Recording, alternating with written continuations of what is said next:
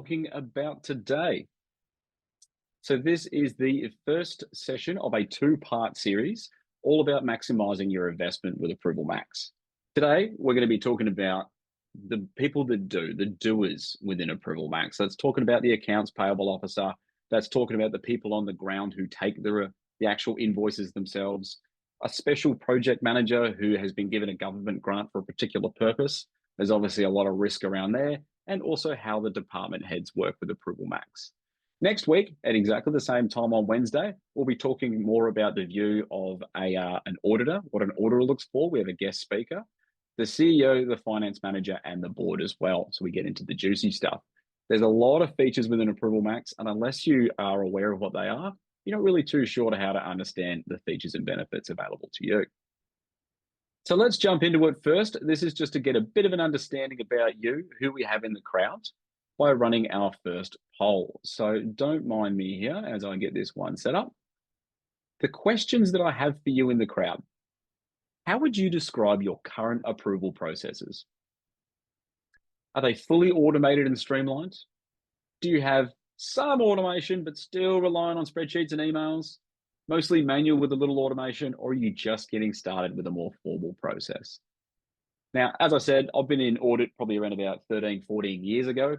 Back when I was in audit, what we would often find is I'd have to go to the compactor, I'd have to open up the drawer, I'd have to find, E for electricity, U for utilities, O for origin. I'd have to look for the stamp signed by the particular person, check it against the good old-fashioned signatory. It took a lot of time, especially for the auditors and the end users to go through that process as well. Now, in a much more technical, digital world, there's a lot of opportunities out there. And most of you in the crowd have already found ApprovalMax, so it's great to see.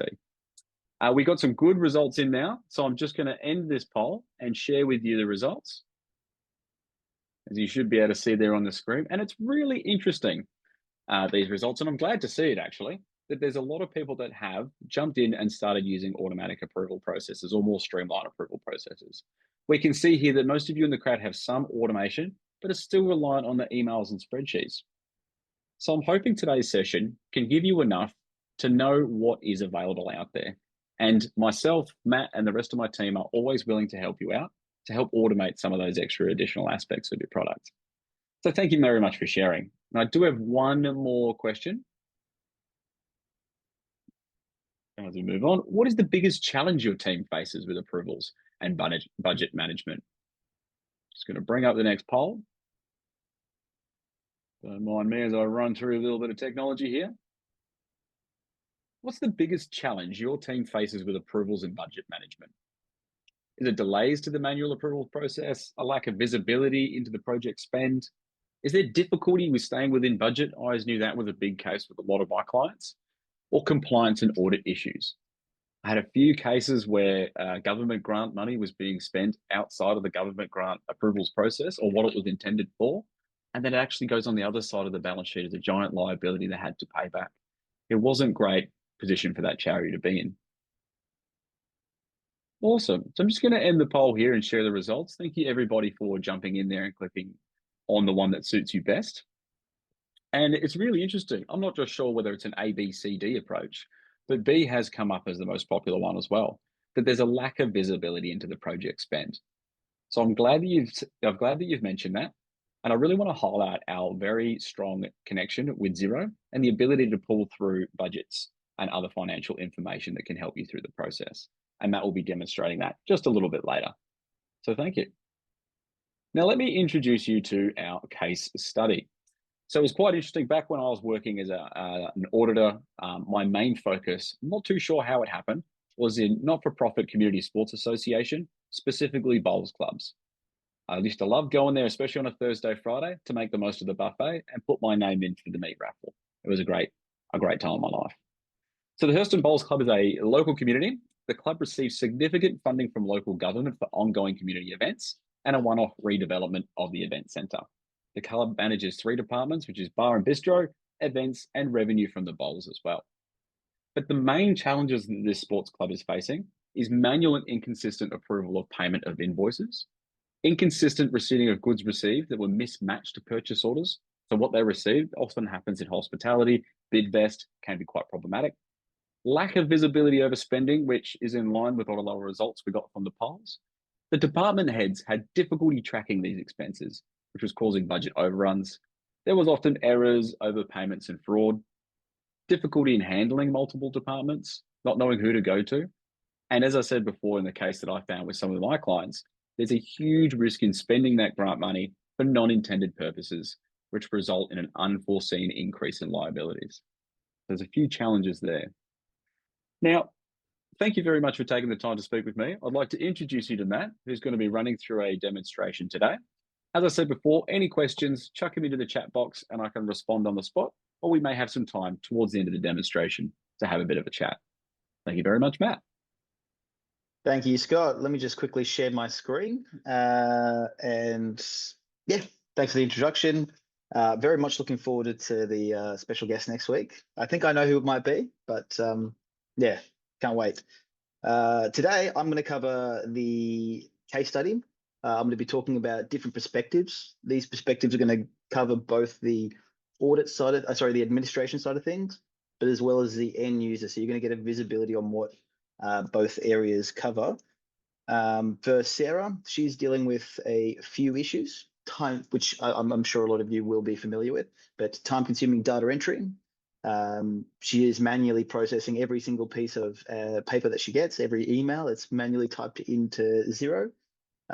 Getting accurate data encoding is also another big problem for her, because at the moment, she will carry a piece of paper around to different desks or send an email to different managers to get their feedback on what should be applied as the account code or tracking category. And then she'll take that back and then enter it into the computer manually. The big one is chasing approvals, as a lot of you mentioned in the polls, waiting for someone to respond to an email with an approval, or finding someone at the desk at the right time to sign that piece of paper and write the details of, the tracking code, or coding data. It's not easy, and that leads to a lot of missed bills deadlines, which again from the polls seems very common. We've got another two people that we're going to cover today, which is going to be Tabitha and Stacey and Jeff. For Tabitha, I'll cover a bit more of the back end. That's going to be the administration view.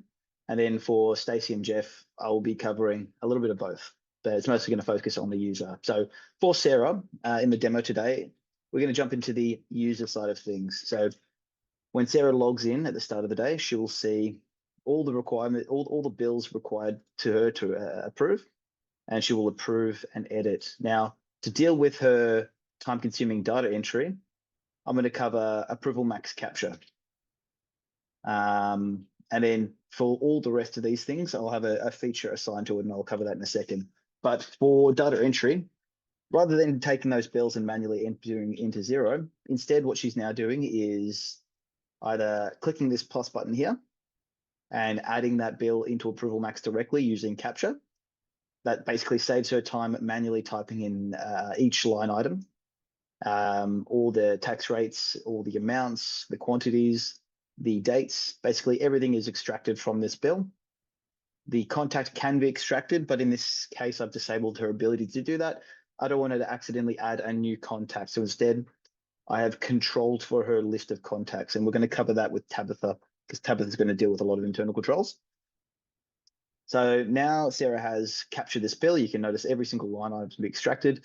This bill isn't that exciting. I like it when they have tons of descriptions, a really long description. It's a good demo to show off, but in this case, I'm going to quickly select a supplier. You'll notice I can only see two. We'll circle back to that with Tabitha. I'm going to select a due date because it wasn't listed on this bill. I'm going to quickly go ahead and select all the account codes. In this case, they're all going to be purchases, and the regions are all going to be north. I'm going to hit save, and then I'm going to submit that for approval. There is a duplicate, so I have gotten a warning, but I'm going to skip over that because, yes, I have practiced this before. What you've seen here is Sarah reducing the amount of time she spends on dealing with this particular bill, or bills in general. Another way she can do this, and this is going to be the most common way, is just email this into the bills inbox, and that process we just saw will happen automatically. And the next step for that bill will either sit in the draft folder for Sarah, or sit in a review folder or a review step for for either Sarah or multiple people to come in here and edit and add the tracking codes. So that solves the data entry challenges that Sarah has to deal with. That doesn't solve the coding and data entry. So the next step on this journey would be to talk about how editing on approval works. Now, there are 4 issues here, and I've got 4 features to try and resolve these issues. But the reality is there is basically an unlimited amount of options to solve for these particular problems. In this case, I can already think of 3 or 4 different features within ApprovalMax to deal with the coding and data entry. But in this case, we're just going to stick to one feature, not to confuse. I do recommend everyone put their hands up, ask questions, or let's jump on a session later and we can run through this individually and take a lot more time. But in this case, editing on approval. So once the bill has been edited and reviewed, I could submit that for approval now. Once I've edited it, this is the review steps specifically. In Sarah's case, because she's manually adding the bills, we probably don't need a review step, but we've added it here for the case of Debo, especially Tabitha's session. But we're gonna just submit this for approval now because we don't need to edit that. And now we're able to look at this bill here. So we could send this back for review. Again, I'll cover this more in detail with Tabitha, but in this case, let's assume that it's gone to the manager. Okay, so it's now out of Sarah's hands, even though we're still viewing it as Sarah. Let's assume that it's out of Sarah's hands. I can come in here and approve or reject. I can also come down in here and leave a comment. Maybe I still have the review step. I can say, please change coding. And now I've tagged myself in that one, so I'm going to get a notification pop up soon. Or I can come in and edit the bill. Now, because I own the bill, I can do that. But what I'm going to do is jump into a bill that I don't own on approval to show you what it would look like when most people are dealing with this. So I'm the manager now. I'm not Sarah. I've received this bill. I can see that Sarah's attempted to code this because it's been coded this way before, but I know that this bill is coded differently. This case, I can actually hit edit on this first approval step. And then I can change the account codes. Now, there is a limited number of account codes set for me. We'll cover that with Tabitha, but this means that there is a lot less mistakes that can be made. I can take the huge list of account codes and shrink it down to only what this manager will be dealing with. And I can do the same with the regions, and nothing else can be clicked on. Again, this is something that has been controlled for, and these features have been switched off for this particular user at this particular step. So there are a lot of controls here to reduce mistakes, and also internal controls. That's Tabitha's job though. So as the manager, I've changed those things, I've saved it and I've sent it for approval, and now I can move through the rest of my list. So that solves the issue with accurate coding data. Now it's up to chasing approvals. Well, as you can see here, deadlines have been set for every bill that has been uploaded by Sarah. Okay, and this just lets you know that this bill is due in a certain number of days. In this case, they've gone over. So they're due 2 days ago or 13 days ago, and this incurs another notification to remind you to get it done. It also brings it up to the top of your list. So first thing that they see when they log in is all the bills that are due to be approved. Maybe that's not getting through to them. Maybe the team or the managers are not noticing that. Well, we can also nudge the approver. And what that's going to do is ping them with another notification, which can be active every 24 hours. Now, as I mentioned before, that's one of a couple of ways to get the attention of people who are not approving. And so that covers the deadlines and nudge feature. And that deals with chasing up approvals and then missing bill deadlines. Quite a few more things that I could cover. I'm going to try not to get carried away, and we're going to move on to Tabitha. Now, Tabitha's viewpoint will be from the administration side of things. As Scott mentioned, she's a special project manager, and now she's dealing with all the coding, making sure everything's coded correctly, and all the tracking categories are added correctly. She's got a strict budget adherence. She's dealing with all the internal controls and the segregation of duties.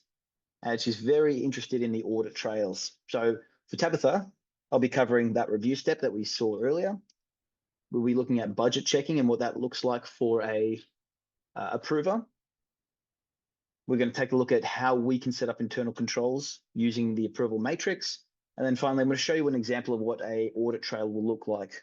Keeping in mind, and I will mention this again, everything that happens in ApprovalMax comes with an audit trail that shows where that bill is, when it was approved, who approved it, if it was rejected or if it was reassigned to someone else. All that data is captured in a PDF, which is then attached into Xero. So let's jump into Tabitha, and we're going to take a look at the administration side of things. So taking a look at the review step, what we're going to do is jump into the approval workflows, and we're going to jump into the bill workflow. Now you'll notice this is set up to have the reviewer, myself, and myself again. But in this case, let's assume that the MAT reviewer user is Sarah. So we've got them set up to manually add bills in ApprovalMax, which you saw earlier by hitting this plus button. But I've also set up an email in. What this means is bills forwarded to this email address will automatically be captured the same way you saw we captured it earlier. And then they will appear in the draft folder. I don't like that setup. I'm going to change it to the review step. Done. So everything that comes from capture will then sit here in the review step, and both Sarah and myself can now edit that. I can also put controls in place. So maybe I only want Matt editing things under $1,000, and then everything else I want dealt with Matt Georges. Now this brings us into the internal controls. So earlier you might have noticed when Sarah was editing that bill, there was only a couple of suppliers that she could choose from. Her tracking categories were limited to just those two, and the account codes were also limited to these 4. That's one of the strengths of ApprovalMax capture, being able to control for what users can select. Now, for me, this is perfect because I will always make a mistake when I have the full list of accounts. It's just a lot to choose from, and I'm going to choose the wrong thing. It's just going to happen. So controlling what I can select for only the things that I need to worry about, really, really solid. We can move on into the approval matrix now. So this is the requester matrix.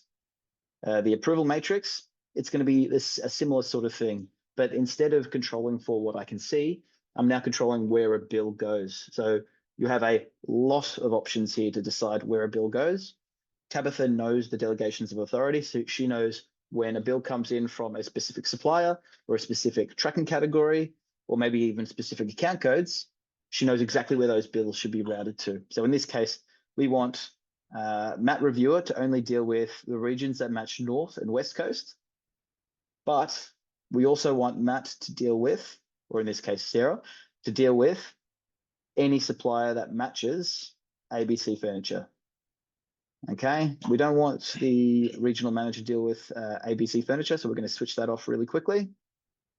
And then we're going to do the same for, actually, we're going to leave Matt to deal with every supplier. Now, what this is going to look like in terms of how ApprovalMax reads this is it's going to look at this first rule and say, okay, this invoice has come through. It's come through from ABC Furniture, and it has the regions of North and West Coast, in which case it's going to go to Matt. But what if it's from ABC Furniture, but it says East and South Coast?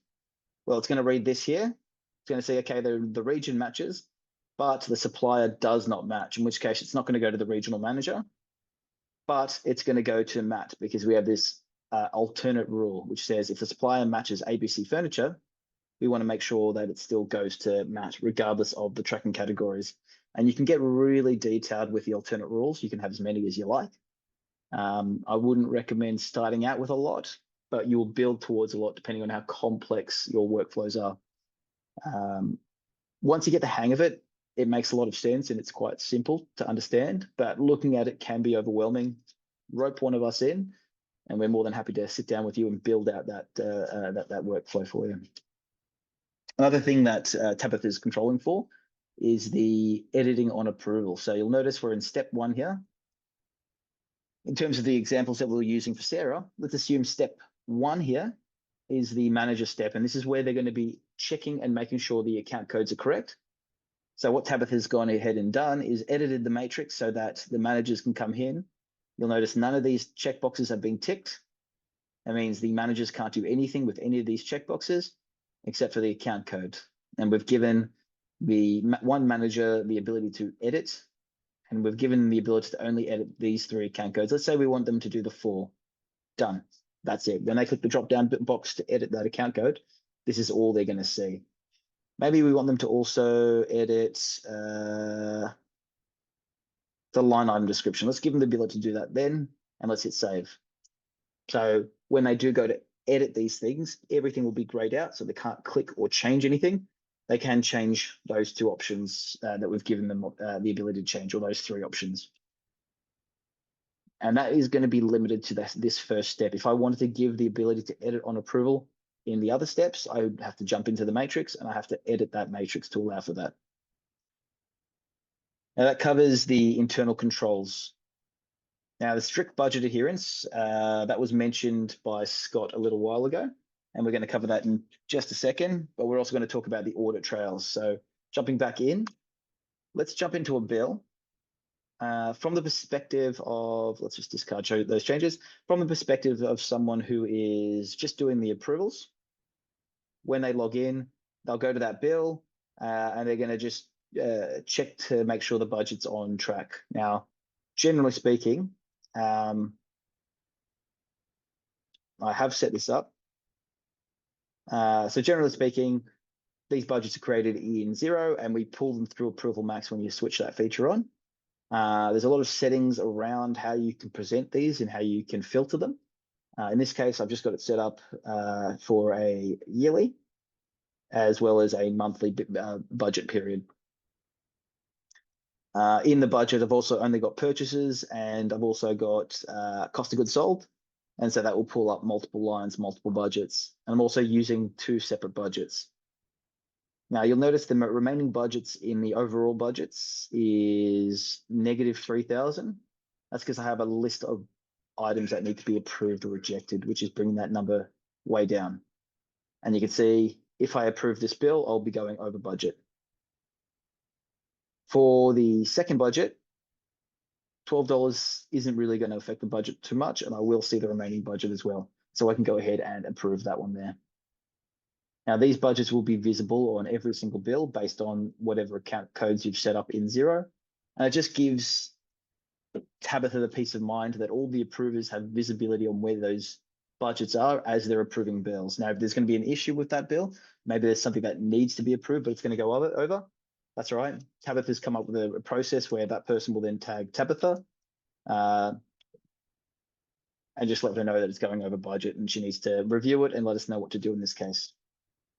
Now, we also have a function that will pull everything from this audit trail. That's all the comments and everything's happened within this bill into Xero as well. So if someone like Scott, who needs to do an audit and he doesn't want to have to go through ApprovalMax or 5 different apps just to figure out where this bill came from and why it was approved, even though it's going over budget, that's fine. He's in Xero. He'll just check the notes in history and we'll have all those conversations saved there.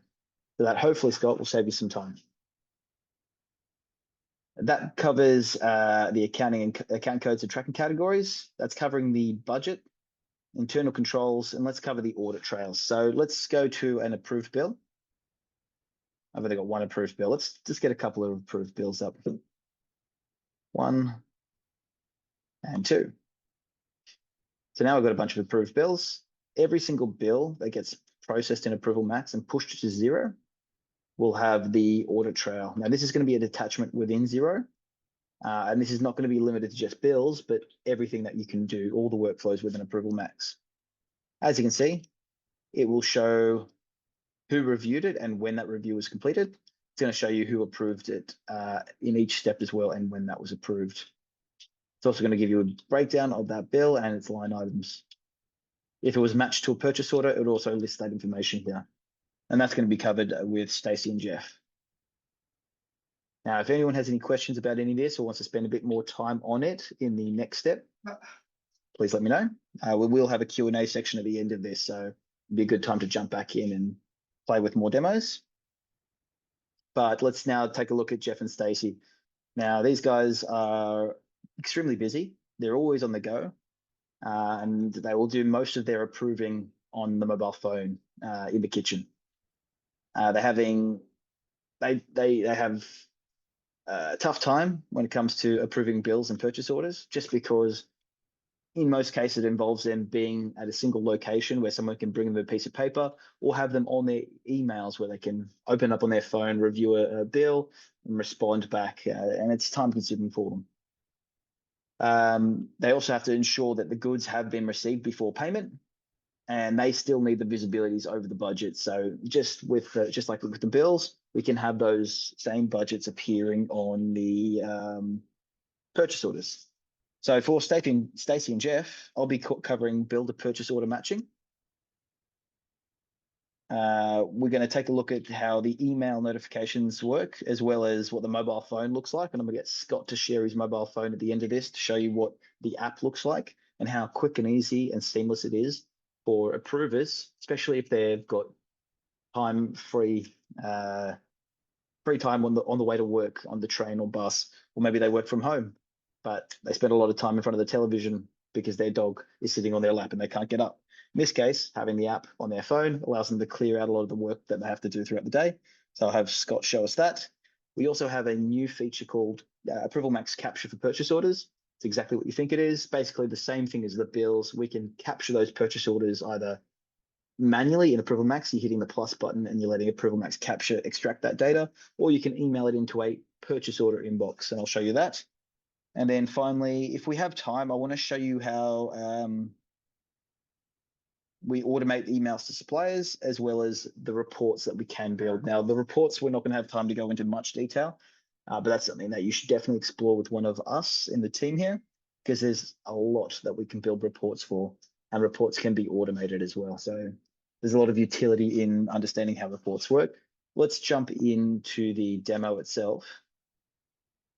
Now for Stacey and Jess, we're going to do a combination of the user side of things, which is this one here. And you'll notice not a lot to look at, not a lot of buttons to click on, extremely straightforward. You're logging in, you're clicking approve, reject, or you're leaving a comment. In certain cases, you're also editing that bill if you're being given permissions to edit. And then for an administrator, it is at the beginning quite overwhelming. There's a lot of choices there, but once you get comfortable with it, it does become a lot easier. So jumping in, we're going to start with bill to purchase order matching. Now, a lot of the partners that I work with will use this to control for their expenses for a project. But in Jeff and Stacey's case, they're just matching bills to a purchase order from a supplier. They've sent to a supplier just to make sure everything's been collected and track for that. So what I've got here is a bill. I've got all the line items here, and in this case, I can just simply match it with a purchase order. Now, there are rules in place where I can prevent bills from being approved unless they're matched to a purchase order, with some variances from the values above and below to allow for certain bills to get approved without matching. But in this case, all bills can be matched before and after approval. When I click match to purchase order, one of the benefits of using ApprovalMax to do this is you're not limited to just the single purchase order. You actually have the flexibility to add one bill to multiple purchase orders, and that's what I'm going to do here. That's there. That's another $12, and that's, let's say 2,000. Let's say 1,500. I'm going to save that, and in here I'll have the allocation to POs, the allocated amount, and then the remaining amount. I'll also have this drop-down box, which will have links to every purchase order that I've matched to, so I can easily jump between them. Now, if I were to go to that purchase order, I can then, on the other end of things, see, in fact, let's jump into this purchase order. I can see all the bills that have been matched to this purchase order, and I can jump back and forth between them. Okay. Here we are. So you can see that they're matched bills here. You see the gross amount and then the allocated amount and what's left over. What you can't see is what you're not seeing on this side, but you are seeing on the bill side is the goods received note, and that brings us into the GRN.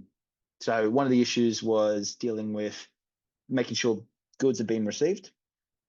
So in Jeff and Stacey's situation, they'll have deliveries from someone like Bid Foods. They'll have a huge box or multiple boxes of food items that have been delivered. And in almost every single case, something's gone wrong. There's going to be one item that's incorrect or one or two items that haven't been delivered. Where am I? That's spoiler for the next slide. So here we go. I can go in here and update the status. Now, in this case, we got the nails and screws. We got the paint and plywood. We didn't get the imported wall tiles. And then the freight cost is just whatever. So in this case, I'm going to say it's been partially received. And then leave a little comment. And you'll notice the audit trail will track that. And if I jump back to that bill,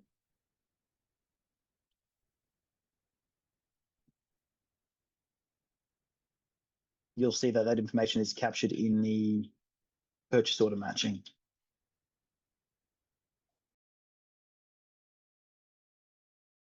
Oh, excuse me. So that covers the bill to purchase order matching and the strength of having something like this in a single system where it's controlled by your workflow, your delegation of authority.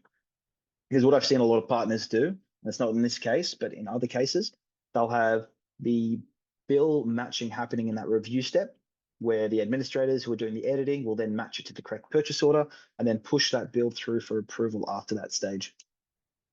And there's a lot of flexibility based on the settings. Another thing that we can do, if I have another purchase order, I do not. So let's go over here. Let's copy this to purchase order.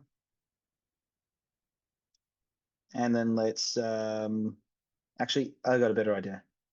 Let's now show capture for purchase orders. So if I click on this plus button, again, this is going to be the same situation as if I emailed it in, except you won't have to see this interface. It's just going to show up in the review step or in the draft inbox. I'm going to upload a purchase order. Let's just do this one again.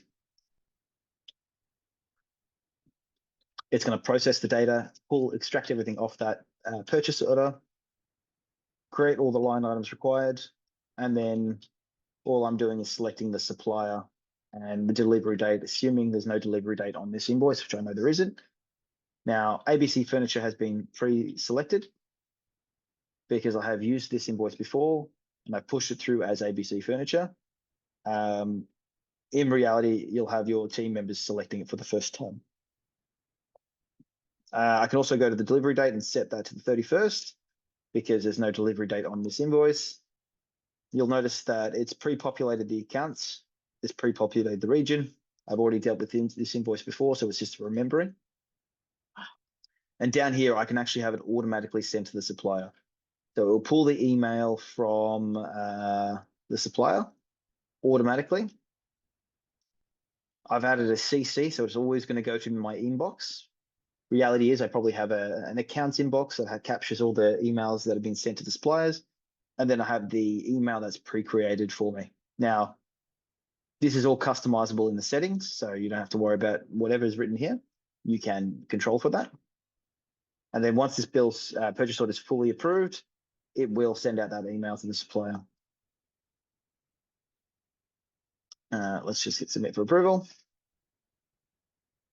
And that brings us on to the automated email and suppliers. So what that looks like from the administration side of the view. So I can come into the approval workflows, the purchase order workflows. You'll notice the interface is pretty much exactly the same. And that's because the workflows will work exactly the same. And that's in the sense that it will pull invoices from zero. You're allowed to create invoices in ApprovalMax and control for what the users see when they're creating those purchase orders. And then you've got an email inbox where we can say, instead of going to the draft folder, I want that to go to review. And I want this just to be called PO Stacy. And so anything emailed to here will be pulled through and automatically moved to a review step. And in that review step, I'll have Sarah. In the settings, I can then go ahead and edit the email to supplier. I can edit the email. I can enable it or disable it, or have it enabled and pre-checked. And then I can deal with some of the matching settings here and in the bill workflow. And then finally, I wanted to spend a minute or two on the reports. So there's quite a lot that you can do reports. I'm just trying to be very quick here, but I'm going to build a purchase order report. I want to find out all the purchase orders that have matching bills. And what else do I want? I want to also all the purchase orders that have a not received, good received status. I'm going to hit done. I can change the columns if I want. I'm going to spell testing correctly and have that created. And right now I have a list of all the purchase orders that have been approved, but don't have a GRN status yet. Now I can arrange this however I like.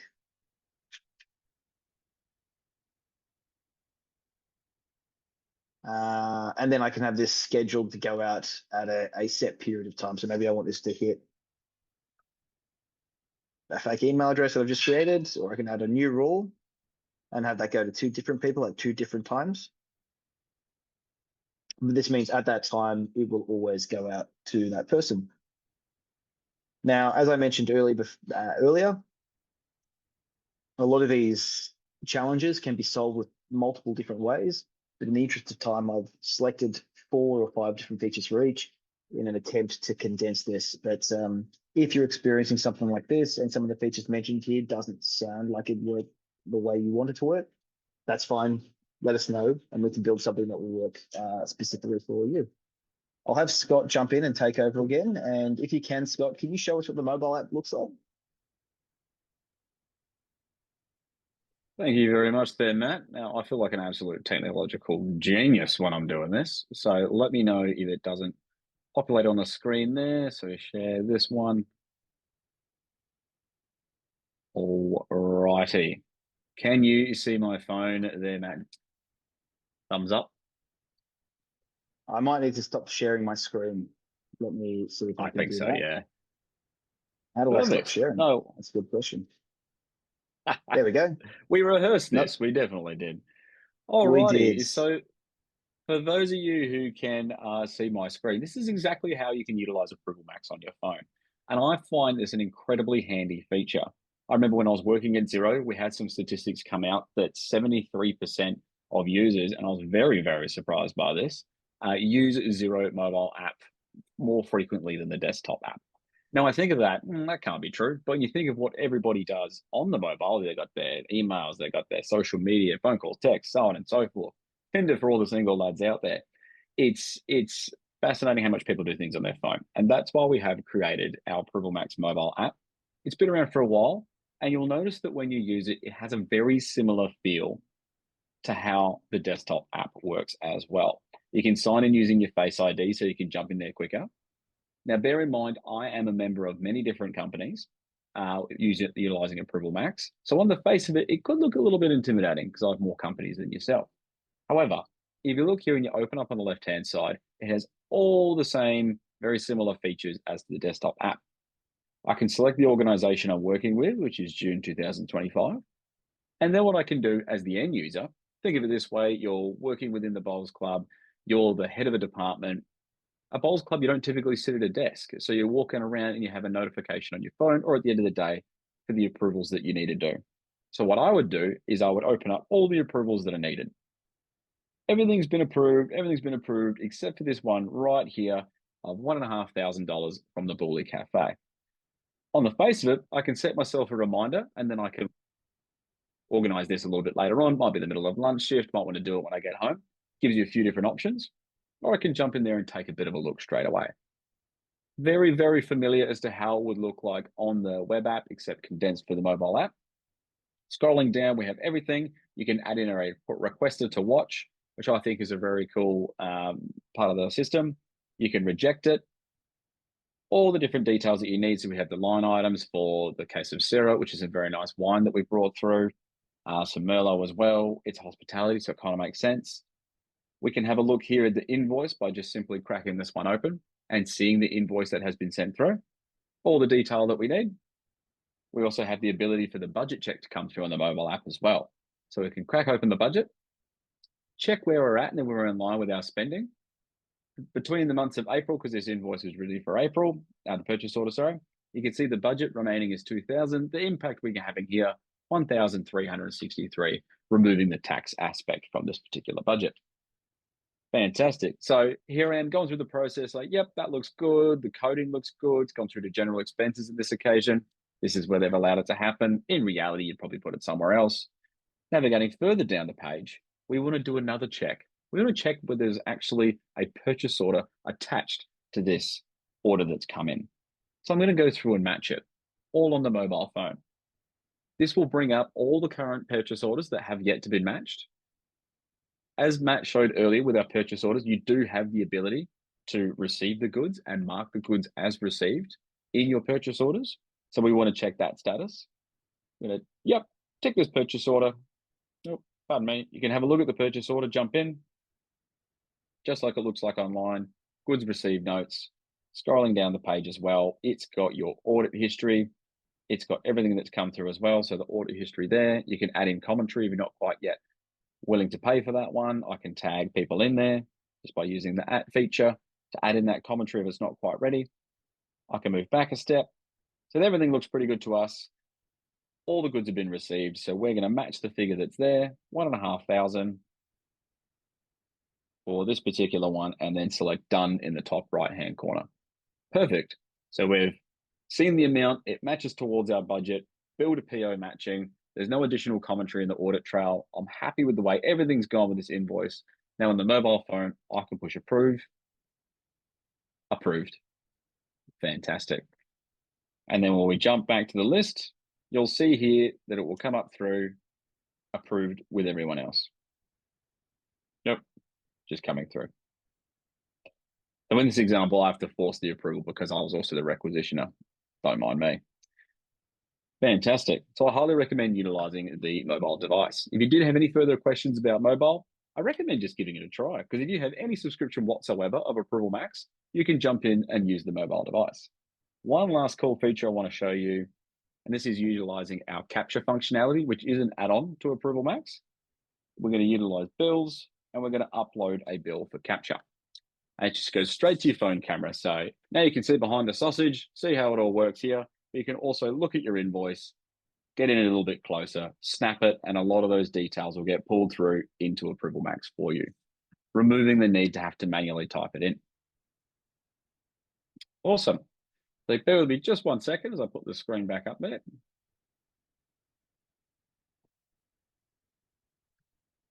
As we come towards the end of our session today, I want to thank you all for joining, but I really want to hone us in on the next steps. You attended today's session with a purpose, and that was to find out more about ApprovalMax at different levels of the business. As we mentioned earlier in the session, when we move towards the board, the auditors, and the CFO requirements, that will be detailed in session number 2 at the same time next week. But what I recommend is looking out for the follow-up email, trying out the different features that we've made available to you today. If you are on a lower subscription, you do have the ability to do an all features trial, so you can try it out before you commit. Try and break it, see if it works, see how it works. Book in a time with your customer success manager. If you're an accounting partner, you have myself, you also have Matt. If you are a business as well, you can reach out towards your customer success manager if you know them. And if you don't know them, please raise a support case. You'll be getting a follow-up email from us, but we will be able to find you as a part of the process. And I do recommend you all attend session 2 as well, which is on the 23rd of July at exactly the same time.